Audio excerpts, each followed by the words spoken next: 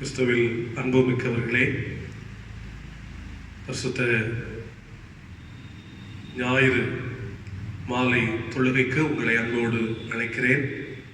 ஆண்டவருடைய திருமுகத்தை நோக்கி பார்த்து கருத்தோடு இந்த தொழுகையிலே பங்கு பெறுங்கள். கர்த்தர் நம்மோடு கூட இடைபடுவாராக. ஆண்டவருடைய நாமத்தை மகிமைப்படுத்துகிற நிலைமையிலே ஆண்டவரை நோக்கி பார்த்து இந்த ஆராதனையின் ஆசீர்வாதத்திற்காக நாம் ஜெபம் செய்வோம், ஜெபிப்போம். நேற்றும் இன்றும் என்றும் மாறாதவராயிருக்கிற எங்கள் அன்பு நிறைந்த ஆண்டவரே, இரக்கமாய் தந்தை இந்த நாளை நினைத்து நாங்கள் உமக்கு நன்றி சொல்லுகிறோம். இந்த மாலை வேளையும் ஆண்டவர் எங்கள் வாழ்விலை தந்தீர். உம்முடைய பரிசுத்தமான திருமுகத்தை நோக்கி பார்த்து அப்பா பிதாவே என்று கூப்பிடுகிற கிருபை ஆண்டவர் எங்களுக்கு கொடுத்தீர். அதற்காக ஆண்டவரே உம்மை துதிக்கிறோம், உம்மை ஸ்தோத்திரிக்கிறோம், உம்மை மகிமைப்படுத்துகிறோம். சுவாமி தகப்பனே, இந்த நாளில் இந்த ஆராதனை கர்த்தர் எங்களுக்கு ஆசீர்வதித்து தாரும். உம்முடைய கிருபை எங்களை தாங்கட்டும். ஆண்டவரே, உம்முடைய பிரசன்னத்தில் நாங்கள் களி கூறும்படியாய், உம்முடைய பிரசன்னத்தில் நாங்கள் உம்முடைய ஆசீர்வாதங்களை பெற்றுக்கொள்ளும்படியாய் ஆண்டவர் எங்களுக்கு துணை தாரும். ஆராதனையின் கர்த்தாவே நீர் பொறுப்படுத்தி நடத்தும். அப்பா உம்முடைய மகிமையை நாங்கள் உணர்ந்து கொள்ள கிருபை தாரும். என்னுடைய ஆவியிலே, ஆத்மாவிலே, சரீரத்திலே ஒரு பலனை, விடுதலை நாங்கள் பெற்றுக்கொள்ள கிருபை தாரும். நம்முடைய பரிசுத்தமான தூய ஆவியான நம்முடைய மகிமை, ஆவியானுடைய பிரசன்னம் ஆளுகை செய்யும்படியாக நாங்கள் ஜெபிக்கிறோம். பெரிய காரியங்களை செய்யும் நன்மை நாம் நிரப்பியருளும். இயேசுவின் நாமத்தில் ஜெபிக்கிறோம். ஜெபம் கேளும் பிதாவே, ஆமென். தொழுகைக்கு ஆரம்பமாக ஞான பாடல்களில் 8வது பாடலை பாடுவோம். ஆக்கத்தாவே தாழ்மையாக திருப்பாத தண்டையே தெண்டனிட ஆவலாக வந்தேன் நல்ல இயேசுவே. ஞான பாடல் 8. ஆக்கத்தாவே தாழ்மையாக திருப்பாத தண்டையே தெண்டனிட ஆவலாக வந்தே நல்ல இயேசுவே. உம்மை தேடி தரிசிக்கவே வந்தேன். உம்மை தேடி தரிசிக்கவே வந்தேன். வல்ல கர்த்தாவினுடைய தூய ஆட்டுக்குட்டியே, நீரே என்றும் என்னுடைய ஞான மணவாளனே. உம்மை தேடி தரிசிக்கவே வந்தேன். உம்மை தேடி தரிசிக்கவே வந்தேன். என் பிரார்த்தனையை கேளும் அத்தியந்த பணிவாய் கெஞ்சும் என்னை ஏற்றுக்கொள்ளும் உம்முடைய பிள்ளையாய். உம்மை தேடி தரிசிக்கவே வந்தேன். உம்மை தேடி தரிசிக்கவே வந்தேன். ஆமென். திருமறை பகுதி சகரியா தீர்க்கதரிசியின் புஸ்தகம் 4ஆம் அதிகாரம் 6 முதல் 9 வசனங்கள் முடிய படிக்க கேளுங்கள். சகரியா 4ஆம் அதிகாரம் 6 முதல் 9 வசனங்கள். செருபாபேலுக்கு சொல்லப்படுகிற கர்த்தருடைய வார்த்தை என்னவென்றால், பலத்தினாலும் அல்ல, பராக்கிரமத்தினாலும் அல்ல, என்னுடைய ஆவியினாலேயே ஆகும் என்று சேனைகளின் கர்த்தர் சொல்லுகிறார். பெரிய பர்வதமே நீ எம்மாத்திரம், செருபாபேலுக்கு முன்பாக நீ சமபூமி ஆவாய். தலைக்கல்லை அவன் கொண்டு வருவான், அதற்கு கிருபை உண்டாவதாக, கிருபை உண்டாவதாக என்று ஆர்ப்பரிப்பார்கள் என்றார். பின்னும் கர்த்தருடைய வார்த்தை எனக்கு உண்டாகி, அவர், செருபாபேலின் கைகள் இந்த ஆலயத்துக்கு அஸ்திபாரம் போட்டது, அவன் கைகளே இதை முடித்து தீர்க்கும். அதனால் சேனைகளின் கர்த்தர் என்னை உங்களிடத்திற்கு அனுப்பினார் என்று அறிவாய் என்பதே. கிறிஸ்துவில் மிகவும் பிரியமான ஆண்டவருடைய பிள்ளைகளே, இந்த பரிசுத்த நாளின் மாலை நேரத்திலும் இந்த காணொலி மூலமாக உங்களை சந்திப்பதிலே மிக்க மகிழ்ச்சி அடைகிறேன். இந்த நாளிலும் ஆண்டவரால் சகலமும் ஆகும், ஆண்டவரால் சகலமும் கூடும் என்று சொல்லுகிற சிந்தனையை உங்களோடு நான் பகிர்ந்து கொள்ள விரும்புகிறேன். ஆதாரமாக சகரியா 4ஆம் அதிகாரம் 6ஆம் வசனத்தை தெரிந்து கொள்வோம். கர்த்தருடைய வார்த்தை என்னவென்றால், பலத்தினாலும் அல்ல, பராக்கிரமத்தினாலும் அல்ல, என்னுடைய ஆவியினாலே ஆகும் என்று சேனைகளின் கர்த்தர் சொல்லுகிறார். இங்கே செருபாபேல் என்று சொல்லுகிற ஒரு லீடர், அவருக்கு கடவுளுடைய வார்த்தை சொல்லப்படுகின்ற போது கடவுளால் ஆகும், பலத்தால் அல்ல, பராக்கிரமத்தினால் அல்ல, ஆனால் ஆண்டவரால் எல்லாம் ஆகும், ஆண்டவரால் எல்லாம் கூடும் என்று சொல்லுகின்ற செய்தி செருபாபேலுக்கு சொல்லப்படுகிறது. இந்த செருபாபேல் சிறையிருப்பில் இருந்த யூதர்களை எல்லாம் வழிநடத்தி கொண்டு வந்தவர். பாபிலோனிலிருந்து எருசலேமுக்கு அவர்களை வழிநடத்தி கொண்டு வந்த ஒரு லீடர். எருசலேமிலே ஆலயத்தை கட்டுவதற்காக அவர் முன்னின்று அந்த தேவாலயத்தை கட்டுகின்ற பணியை ஆரம்பிக்கிறார். பல எதிர்ப்புகள் வருகின்றது. ஆகவே 16 வருடங்கள் அந்த ஆலயத்தினுடைய கட்டுமான பணி தடைபட்டு நிற்கிறது.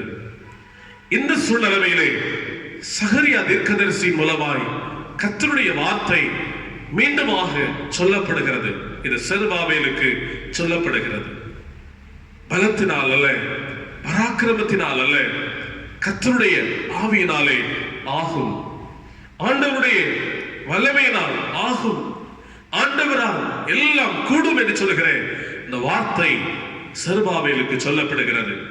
இந்த வார்த்தை கேட்ட செருபாபேல் ஆண்டவரால் எல்லாம் கூடும் என்பதை புரிந்தவராக ஆண்டவரை சார்ந்து அந்த பணியை ஆரம்பிக்கிறார். 4 ஆண்டுகளுக்குள்ளாக அந்த எருசலேம் ஆலயத்தின் பணியானது நிறைவு பெறுகிறது. கிறிஸ்துவில் அருமையானவர்களே, வாழ்க்கையிலே தேவனுடைய ஆலயத்தை கட்டுகின்ற பணியை ஆரம்பிக்கிற போது அங்கே தடை வருகின்றது. 16 ஆண்டுகள் அந்த பணியானது தடைபட்டு நிற்கிறது. ஆனால் கர்த்தருடைய வார்த்தையை அவன் கேட்ட பொழுது, அந்த வார்த்தையினுடைய சாரத்தை அவன் புரிந்து வாழ்க்கையில் அதை அனுபவமாக மாற்றின பொழுது, ஆண்டவரால் எல்லாம் கூடும் என்று சொல்லுகிற அந்த நம்பிக்கையை செருபாபேல் பெற்று அவன் செயல்பட தொடங்குகின்ற போது எல்லாவற்றையும் கர்த்தர் மூலமாய் நன்மையாக அவன் பெற்றுக்கொண்டான் என்று சொல்லி நாம் படிக்கிறோம்.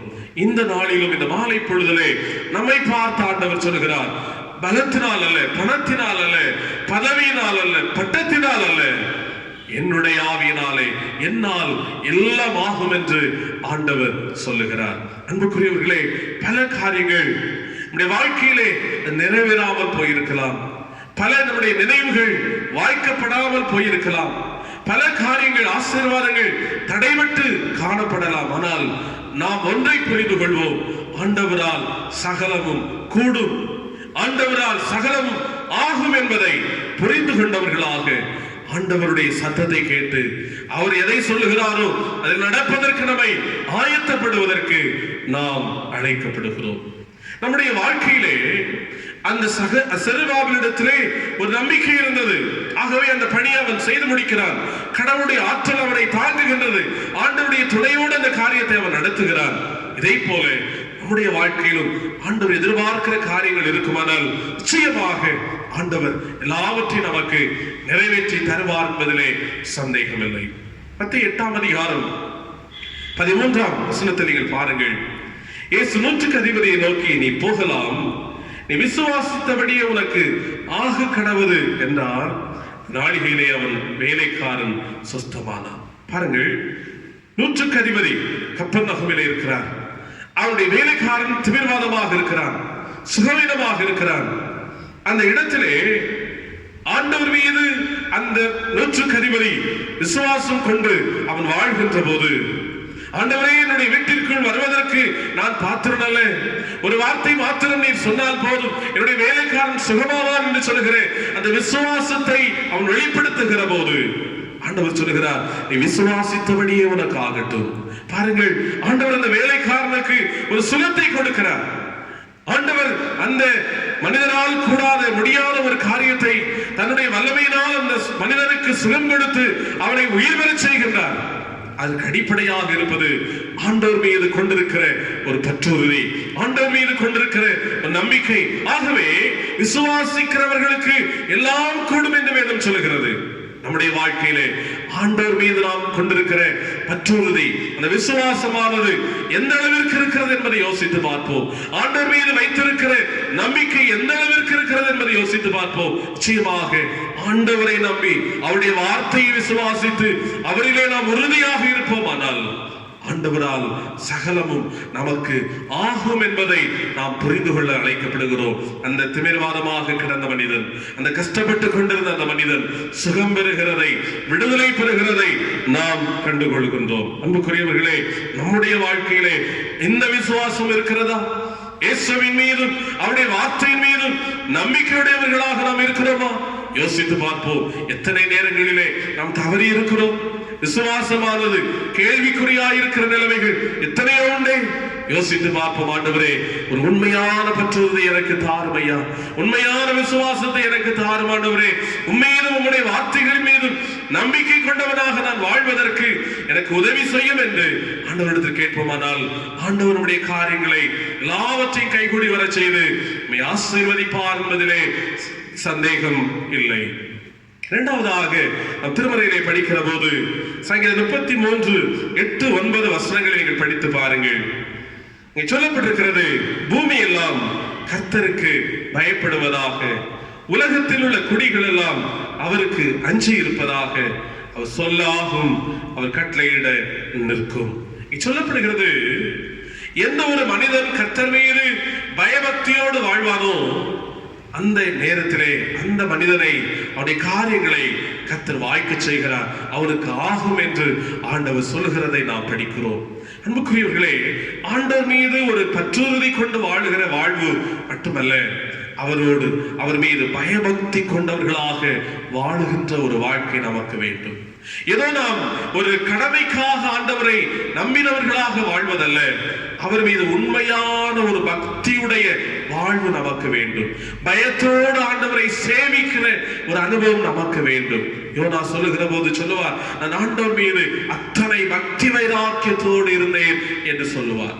எலியா சொல்லுகிற போது சொல்வார், நான் சேனைகளினுடைய தேவனாகிய கர்த்தர் மீது நான் மிகுந்த பக்தி வைராக்கியம் உடையவன் என்று அவர் சொல்லுகிறதை நாம் படிக்கிறோம். அருமையானவர்களே, நிச்சயமாக கடவுளத்தில் நாம் உண்மையான பக்தியுடையவர்களாக இருப்போமானால், ஆண்டவர் மீது உண்மையான அன்பு செலுத்துகிறவர்களாக நாம் இருப்போமானால், ஆண்டவர் நம்முடைய காரியங்களை வாய்க்க செய்கிறவராக இருக்கிறார்.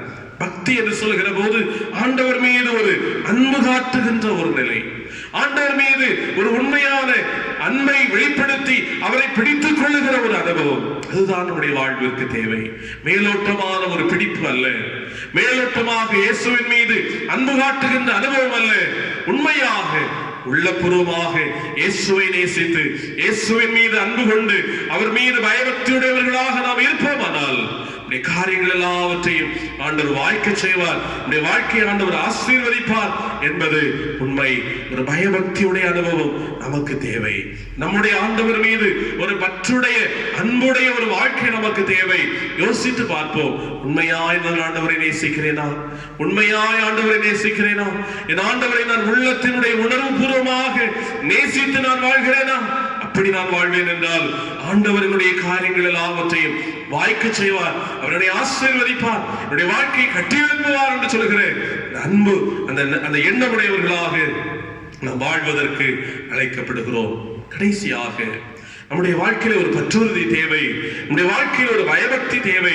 மட்டுமல்ல, பணிவோடு ஆண்டவரிடத்தில் ஜெபிக்கிற ஒரு அனுபவம் நமக்கு தேவை. மத்தேயு 8ஆம் அதிகாரம் 2ஆம் வசனத்தை நீங்கள் பாருங்கள். குஷ்டரோகி ஒருவன் வந்து அவரை பணிந்து, ஆண்டவரே, உமக்கு சித்தமானால் என்னை சுத்தமாக்க உம்மால் ஆகும் என்று சொல்கிறார்.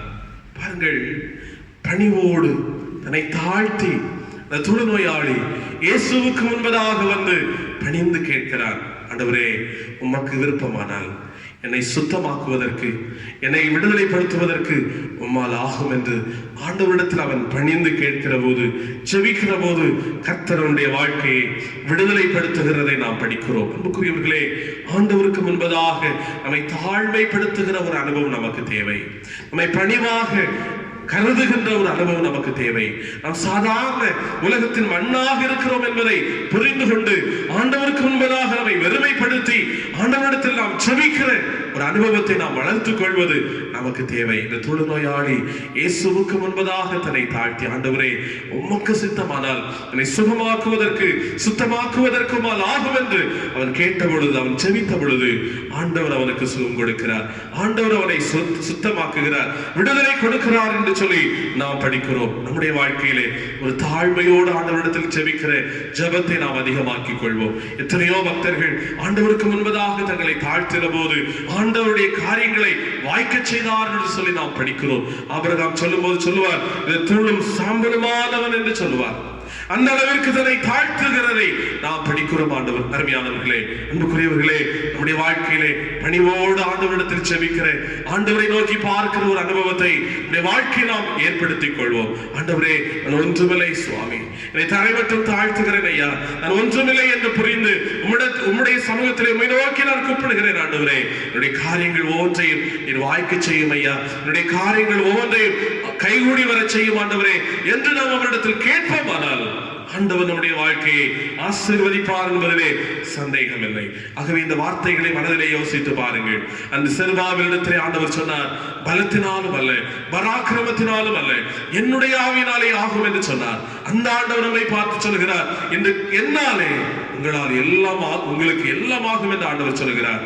நம்முடைய வாழ்க்கையிலே இந்த ஆண்டவர் மீது உண்மையான பற்றுறுதி உள்ளவர்களாக, உண்மையான பயபக்தி உடையவர்களாக, பணிவோடு அவரிடத்தில் கேட்பவர்களாக, ஜெபிப்பவர்களாக நாம் நம்மை மாற்றிக்கொள்வோமானால், செயல்படுவோமானால், ஆண்டவர் நம்முடைய காரியங்கள் எல்லாவற்றையும் வாய்க்க செய்து கைகூடி வர செய்து நம்மை ஆசீர்வதிப்பார் என்பது உண்மை.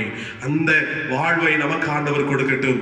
அவர் மூலமாய் எல்லாம் ஆகும். ஆகவே எந்த காரியங்களை குறித்தும் நாம் கவலைப்படாதபடிக்கு என் ஆண்டவரால் எல்லாம் கூடும் என்கின்ற அந்த விசுவாசத்தை பெற்றவர்களாய் என்னுடைய வியாதியிலே சுகம் கொடுப்பதற்கு, என்னுடைய வறுமையிலே ஆசீர்வாதத்தை தருவதற்கு, என்னுடைய வாழ்க்கையினுடைய நெருக்கத்திலே எனக்கு ஒரு சமாதானத்தை கொடுப்பதற்கு, என்னுடைய வாழ்க்கையினுடைய எல்லா காரியங்களும் தடைபட்டு நிற்கிற நிலைமையிலே எல்லாவற்றிலும் ஆசீர்வாதத்தை நான் பெற்றுக்கொள்வதற்கு என் ஆண்டவரால் கூடும் என்று சொல்கிறேன். அந்த நம்பிக்கையை நம்முடைய வாழ்க்கையிலே வளர்க்கிறவர்களாக, அவர் மீது பயமற்றவர்களாக, பணிவோடு அவரிடத்தில் ஜெபிக்கிறவர்களாக வாழ்க்கையை நாம் ஆயத்தப்படுத்துவோம். அதற்கென்று நம்முடைய வாழ்க்கையை நாம் ஒப்புக்கொடுத்து நாம் செயல்படுவோம். நிச்சயமாக ஆண்டவர் நம்மை ஆசீர்வதித்து எல்லா காரியங்களையும் நமக்கு ஜெயமாக கர்த்தர் அமைத்து தருவார். இந்த உன்னதமான கிருபைகளை ஆண்டவர் தாமே நமக்கு கொடுப்பாராக. கர்த்தர் இந்த வார்த்தைகளை நம்ம ஒவ்வொருவருக்கும் ஆசீர்வாதமாக தருவாராக. ஆமென். தொழுகைக்கு நிறைவாக 57வது கீர்த்தனையை பாடுவோம்.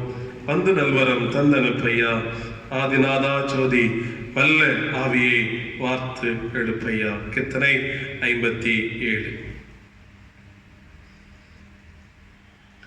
வந்து நல்வரம் தந்தனு பையா ஆதிநாதா ஜோதி வல்ல ஆவியை பார்த்தெழு பையா ஆதிநாதா ஜோதி வல்ல ஆவியை பார்த்தெழு பையா பண்ணின ஜபம் எண்ணி கேளினோ ஆதிநாதா ஜோதி பண்பாய் உள்ளினில் பதிந்து ஆளன்றோ ஆதிநாதா ஜோதி பண்பாய் உள்ளினில் பதிந்து ஆளன்றோ காதில் கேட்டவன் கோதில் வாக்கியா ஆதிநாதா ஜோதி கருத்தில் இருத்த போதே வாக்கியம் ஆதிநாதா ஜோதி கருத்தில் இருத்த போதே வாக்கியம் புறத்தில் சென்று அறத்தை செய்யவே ஆதிநாதா ஜோதி புத்தியை தான புதிதாய் உய்யவே ஆதிநாதா ஜோதி புத்தியை தான புதிதாய் உய்யவே இந்த வழியின் சொந்த கந்தமே ஆதிநாதா ஜோதி என்னில் கமல ஈவாயந்தமே ஆதிநாதா ஜோதி என்னில் கமல ஈவாயந்தமே வந்து நல்வரம் தந்தனு பையா ஆதிநாதா ஜோதி வல்ல ஆவியை பார்த்தெழு பையா ஆதிநாதா ஜோதி வல்ல ஆவியை பார்த்தெழு பையா. ஜெபம் செய்வோம். எங்களை நேசிக்கிற நல்ல ஆண்டவரே, பலத்தினாலும் அல்ல, பராக்கிரமத்தினாலும் அல்ல, என்னுடைய ஆவியினாலேயே ஆகும் என்று சொன்னீரே. எல்லாவற்றையும் செய்வதற்கு உம்மால் ஆகும் ஆண்டவரே. எல்லா காரியங்களையும் நடப்பிப்பதற்கு உம்மால் கூடும் சுவாமி. ஆண்டவரே, அதை நாங்கள் உண்மையாய் உணர்ந்தவர்களாக, உம்மீது விசுவாசம் கொண்டவர்களாக, பற்றுறுதி கொண்டவர்களாக, பயபக்தியுடையவர்களாக, பணிவோடு இடத்தில் செபிக்கிறவர்களாக நாங்கள் வாழ ஆண்டவரே எங்களை நீர் அழைக்கிறீர் ஐயா. எங்களுடைய வாழ்க்கையிலும் சுவாமி இந்த காரியங்களை நாங்கள் உணர்ந்து எங்களுடைய வாழ்க்கையை நாங்கள் சரிப்படுத்திக் கொள்ளத்தக்கதாக ஆண்டவரே, எங்களுடைய வாழ்க்கையை நாங்கள் உமக்குரிய விருப்பத்திற்குரிய அனுபவத்தை நாங்கள் மாற்றிக்கொள்ளத்தக்கதாக ஆண்டவரே எங்களுக்கு உதவி செய்ய வேண்டும் என்று நாங்கள் மன்றாடுகிறோம்.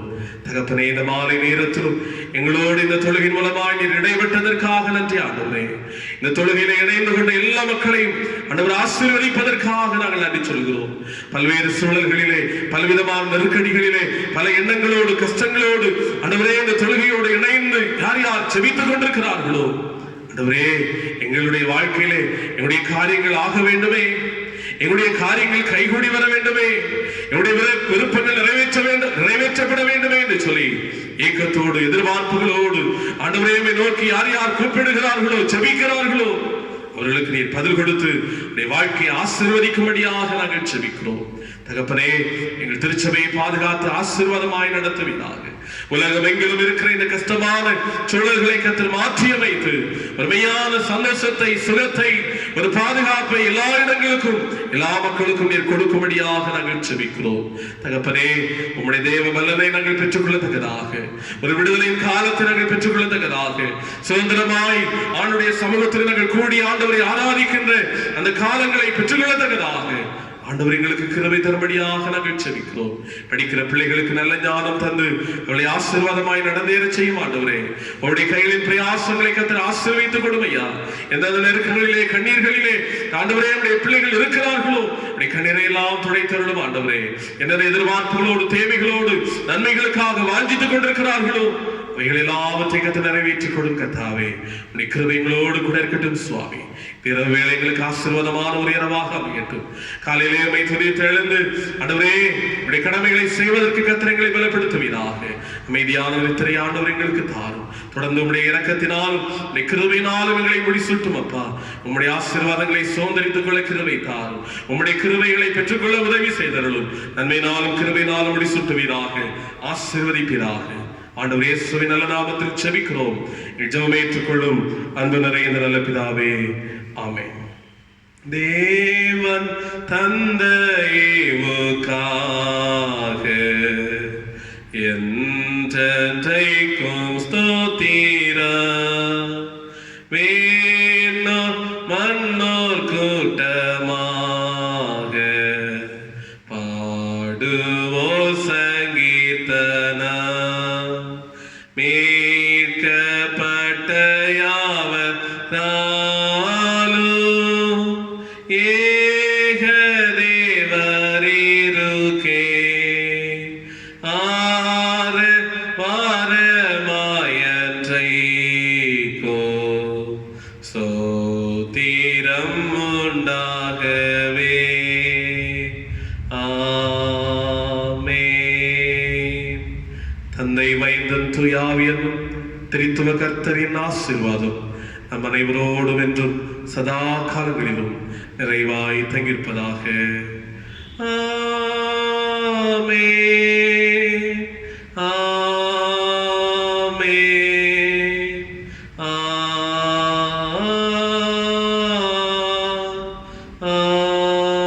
ஆமென்.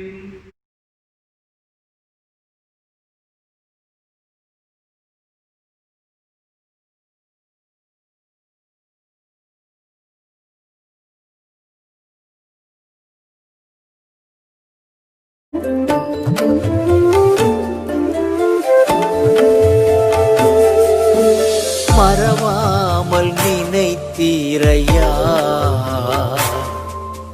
மனதார நன்றி சொல்வே. மறவாமல் நினைத்தீரையா, மனதார நன்றி சொல்வே.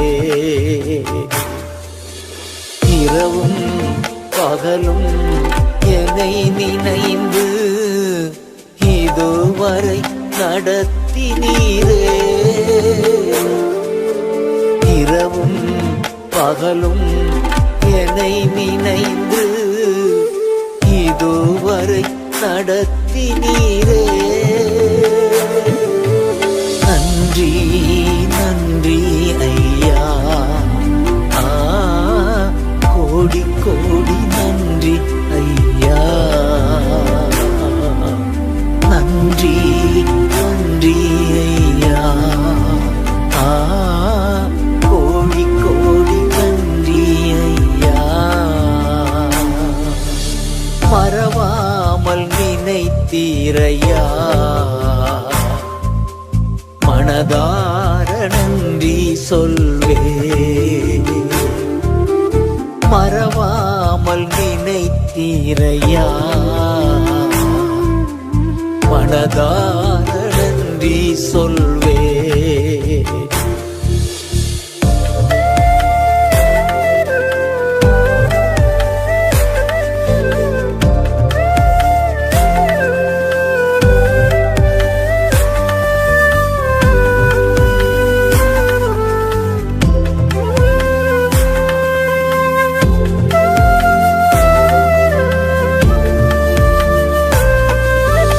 எபினேசர் நீர்தானையா,